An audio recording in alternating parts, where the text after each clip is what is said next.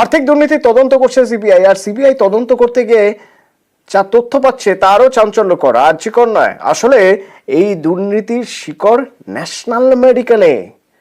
কিন্তু সিবিআই এর তদন্তকারীদের কেন বারবার মনে হচ্ছে যে ন্যাশনাল মেডিকেলে এই দুর্নীতির শিকড়? তার কারণ এই ন্যাশনাল মেডিকেলের বিপ্লব সিংহ বরাত পেয়েছিলেন।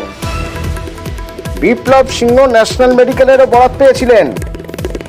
কেন না, তার কারণ তিনি সন্দীপ ঘনিষ্ঠ, এবং সেখানে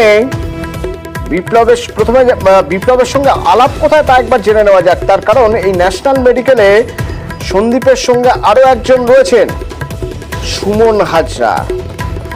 এই সুমন হাজরা, সন্দীপের বিপ্লব সিংহ, এরা কিভাবে কাজ করতেন এবং এই টিম কিভাবেই বা তৈরি করলেন সন্দীপ ঘোষ?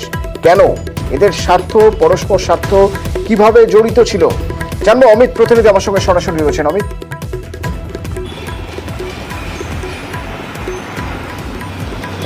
তিনজনই এই মুহূর্তে অভিযুক্ত আরজিকর দুর্নীতি মামলাতে। সন্দীপ ঘোষ, বিপ্লব সিংহ এবং সুমন হাজরা তিনজনই অভিযুক্ত। তিনজনই এই মুহূর্তে সিবিআই হেফাজতে রয়েছে। তদন্ত করতে গিয়ে তদন্তকারী আধিকারিকরা যে তল্লাশি অভিযান চালানো হয়েছিল তাদের তরফে যে সমস্ত নথি তারা পেয়েছেন, সেই সমস্ত নথি তারা খতিয়ে দেখতে গিয়ে তারা মনে করছেন আরজিকর নয়, ন্যাশনাল মেডিকেল কলেজ থেকেই এই দুর্নীতির শিকড় গজিয়েছে। অর্থাৎ যে দুর্নীতির সন্ধান পাওয়া যাচ্ছে তার বীজ ন্যাশনাল মেডিকেল কলেজ থেকেই তার সূত্রপাত। কি কারণে তারা বলছেন যে যখন মুর্শিদাবাদ মেডিকেল কলেজের অর্থোপেডিক বিভাগের বিভাগীয় প্রধান ছিলেন সন্দীপ ঘোষ, সেই সময় মুর্শিদাবাদ মেডিকেল কলেজে ভেন্ডর হিসেবে কাজ করতেন বা তার এই বিপ্লব সিংহ, সেখানেই দুজনের পরিচয় হয়। এই পরিচয়ের মাধ্যমে আস্তে আস্তে তাদের ঘনিষ্ঠতা বাড়ে। এরপর কলকাতায় বদলি হয়ে আসেন সন্দীপ ঘোষ। তিনি সুপার হিসেবে বা এমএসভিপি হিসেবে নিযুক্ত হন ক্যালকাটা ন্যাশনাল মেডিকেল কলেজে।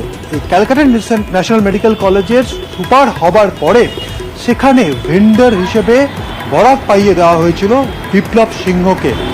এই জায়গা থেকেই কোথাও গিয়ে সেখানেও দুর্নীতি বা সেখানেও কি নিয়ম লঙ্ঘন হয়েছে সেই বিষয়গুলো এই মুহূর্তে এক্সামিন করছেন তদন্তকারী আধিকারিকরা।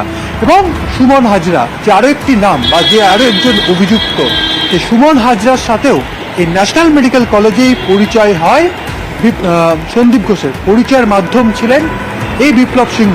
এরপরে তিনজন মিলে একেবারে সিবিআই আধিকারিকরা যে সমস্ত তথ্য পাচ্ছেন, তিনজন মিলে কার্যত এই নেক্সাস তারা চালাতেন। এই সমস্ত তথ্য প্রমাণ পাওয়া যাচ্ছে।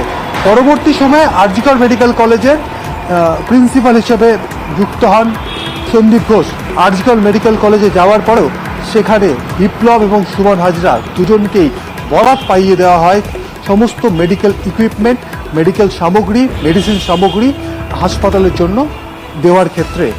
এই যে পুরো নেক্সাস, এই নেক্সাসের কোথাও কি বীজ বপন হয়েছিল ন্যাশনাল মেডিকেল কলেজের অন্দরেই, এই বিষয়টি কিন্তু তদন্তকারী আধিকারিকদের ভাবাচ্ছে। এবং তুমি আরেকটা জিনিস সামনে এসছে, গতকাল ইডির তরফে যে তল্লাশি অভিযান চালানো হয়েছিল তাতে দেখা যাচ্ছে এই ন্যাশনাল মেডিকেল কলেজের ডেটা এন্ট্রি অপারেটর প্রসন্ন চট্টোপাধ্যায়, যার সোনারপুর এলাকায় বাড়ি, এই লোকটিও অত্যন্ত ঘনিষ্ঠ ছিল সন্দীপের। সেক্ষেত্রে তিনিও এই নেক্সাসের একটা পার্ট।